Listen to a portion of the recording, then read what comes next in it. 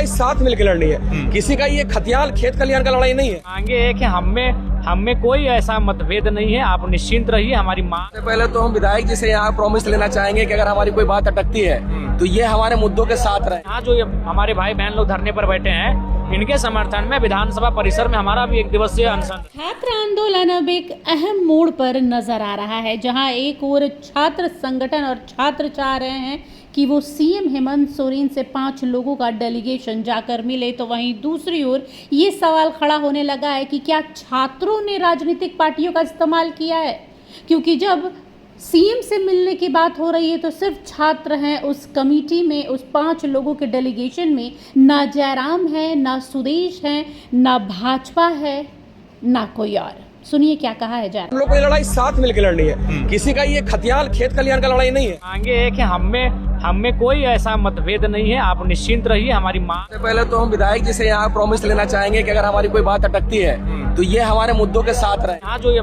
हमारे भाई बहन लोग धरने पर बैठे हैं, इनके समर्थन में विधानसभा परिसर में हमारा भी 1 दिवसीय अनशन रहे। तारीख का विधानसभा मार्च को लेकर इनका समर्थन भी है। पहले बहुत सी बातें निकल के आई सामने, मंच अलग हुआ, सबने देखा, लेकिन अभी सब एक है, सब एकजुट है। जयराम जी बिल्कुल एकजुट है। हमारी मांगे है कि हमें कोई ऐसा मतभेद नहीं है, आप निश्चिंत रहिए। हमारी मांग है कि अब ग्राउंड बहुत बड़ा है, तो कोई इस कोने में बच रहा है, कोई उस कोने में बच रहा है, इसको लेकर कोई भ्रामक स्थिति उत्पन्न आप ना कराएं, सब ठीक है। इसी से जुड़ा हुआ एक सवाल है कि इतने सारे जो अभ्यर्थी हैं यहाँ पर विभिन्न परीक्षाओं से जुड़े हुए हैं, और हर कोई चाहता है कि उसकी परीक्षा को कैंसिल किया जाए, नए सिरे से लिया जाए, क्योंकि धांधलियां पाई गई है।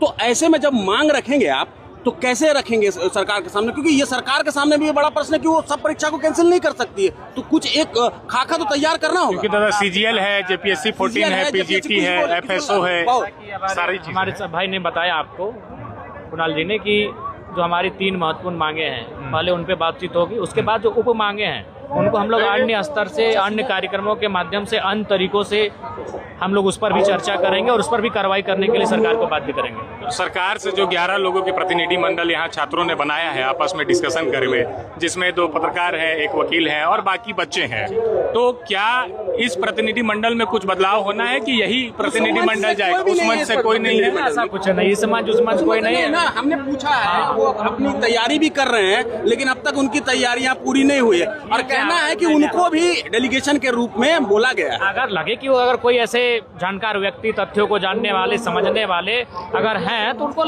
ये अपनी रजामंदी से लेकर चलेंगे साथ में, ऐसा कोई नहीं है। बाकी जो भी जाएंगे एक अच्छी वार्ता होनी चाहिए, एक अच्छी स्ट्रॉन्ग वार्ता होनी चाहिए। जयराम जी, वार्ता होगी, सरकार बातें सुनेगी, छात्र अपने बात रखेंगे। अगर सारी मांगों के इतर को लेकर कोई एक जगह बात अटकता है, कोई भी एक जगह, कुणाल जी आपसे भी यही सवाल है, तो आंदोलन को और मजबूत किया जाएगा या फिर उस बात यहाँ पे कुछ और मैटर निकल के आएगा? सबसे पहले तो हम विधायक जी से यहाँ प्रॉमिस लेना चाहेंगे कि अगर हमारी कोई बात अटकती है तो ये हमारे मुद्दों के साथ रहेंगे। विधायक जी प्रॉमिस करिए। जयराम जी बिल्कुल, हम मुद्दों के साथ है, बिल्कुल साथ है।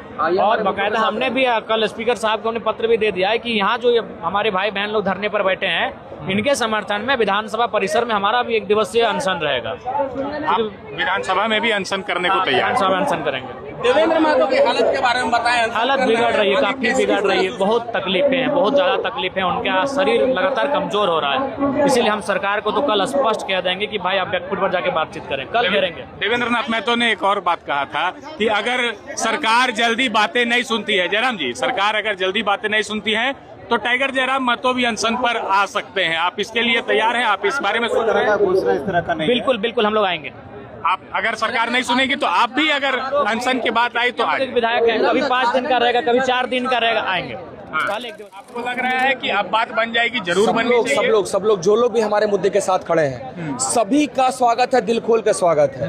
मैंने पहले भी कहा कि जो लोग आना चाहते हैं, सपोर्ट करना चाहते हैं, भैया अपने बैनर और झंडे को साइड करके तुम छात्रों का सपोर्ट करिए, दिल खोल के स्वागत है। हम लोग को ये लड़ाई साथ मिलकर लड़नी है। किसी का ये खतियान खेत खलियान का लड़ाई नहीं है, ये छात्रों के भविष्य की बात है। तो जो भी आए, सभी लोगों का स्वागत है। हम लोग मिलकर इस लड़ाई को अंतिम रूप देंगे। जी, कहाँ वार्ता होगी, कब होगी, ये सब कुछ निकला है अभी तक? भैया ये अभी सरकार की तरफ से स्पष्ट नहीं आया है। जैसे ही आएगा मैं आप लोगों को त्वरित रूप से, जो हमारा मीडिया सेल ग्रुप है, उसमें आप लोगों को जानकारी दूंगा। आप निश्चिंत रहें। आप लोगों ने जानकारी सरकार तक पहुंचा दी? बिल्कुल पहुंचा दी है। और मैं फिर से आप सभी मीडिया बंधुओं का बहुत बहुत धन्यवाद, आभार करता हूँ। प्रभात खरिया जितने भी लोग हैं, आप लोग के माध्यम से हमारी बात बहुत दूर दूर तक जा रही है। बस अपना साथ यूं बनाए रहिए। बहुत बहुत धन्यवाद। हमारा ये वीडियो अच्छा लगा तो इसे लाइक करें, शेयर करें और हाँ, सब्सक्राइब करना ना भूलें।